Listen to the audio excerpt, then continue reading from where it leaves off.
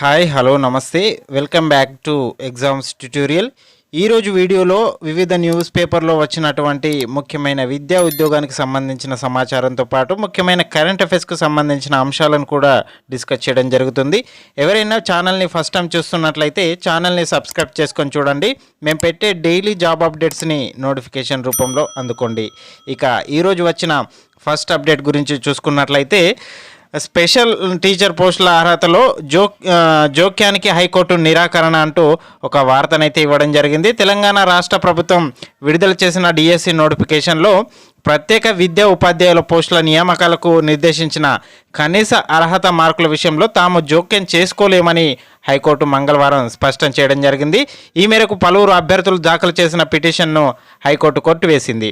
ప్రత్యేక అవసరాలు కలిగిన చిన్నారులకు విద్యనందించేందుకు సెకండ్ గ్రేడ్ టీచర్ హెచ్జిటి కేటగిరీలో 796 స్పెషల్ ఎడ్యుకేషన్ టీచర్ పోస్టుల భర్తీకి ప్రభుత్వం నోటిఫికేషన్ ఇచ్చింది.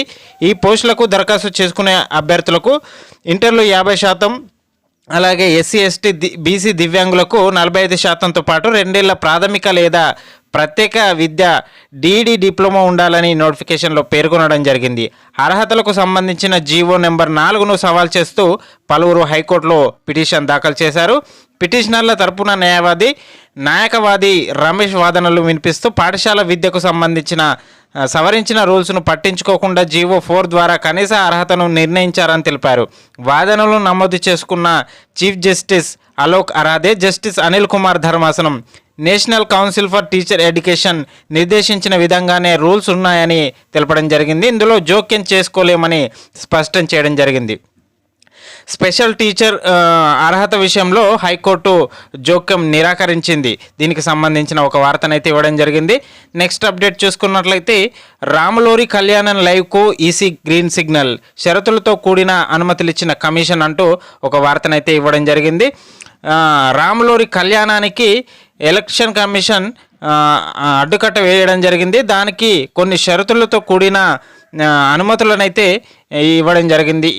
ఈ లైవ్ టెలికాస్ట్కు సంబంధించి రాజకీయ నేతలు పాల్గొనొద్దని ఆదేశాలు జారీ చేయడం జరిగింది. ప్రభుత్వం తరపున పట్టు వస్త్రాలు సమర్పించిన సిఎస్, మిథిలా స్టేడియంలో కళ్యాణానికి ఏర్పాట్లు పూర్తి, అభిజిత్ లగ్న ముహూర్తంలో మాంగళ్య ధారణ అంటూ శ్రీరామనవమి సందర్భంగా లైవ్ టెలికాస్ట్కు గ్రీన్ సిగ్నల్ అయితే ఈసీ ఇవ్వడం జరిగింది ఎలక్షన్ కమిషన్.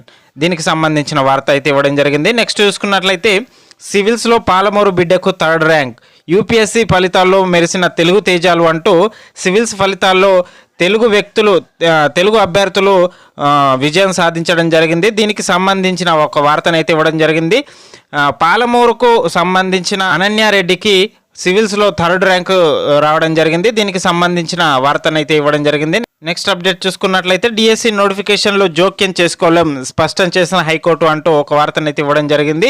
స్పెషల్ టీచర్ పోస్టులు హెచ్జిటికి సంబంధించి స్పెషల్ టీచర్ పోస్టుల అర్హత విషయానికి సంబంధించి హైకోర్టు అయితే జోక్యం చేసుకోలేమని స్పష్టం చేస్తూ ఒక వార్తనైతే ఇవ్వడం జరిగింది.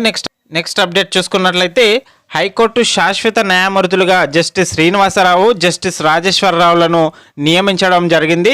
దీనికి కొలీజియం కేంద్రానికి సిఫారసు చేయడంతో వీళ్ళు అదనపు న్యాయమూర్తులుగా ఉన్న విషయం తెలిసిందే. వీరిని శాశ్వత న్యాయమూర్తులుగా నియమిస్తూ హైకోర్టు నియమిస్తూ కొలీజియం సిఫారసు మేరకు కేంద్రం నియమించడం జరిగింది. ఇది ఈరోజు వచ్చిన ప్రముఖ విద్యా ఉద్యోగానికి సంబంధించిన వార్తలు. ఇలాంటి మరిన్ని వార్తలకు సంబంధించి ఛానల్ని సబ్స్క్రైబ్ చేసి పక్కనే ఉన్న బెల్ ఐకాన్ యాక్టివేట్ చేయండి.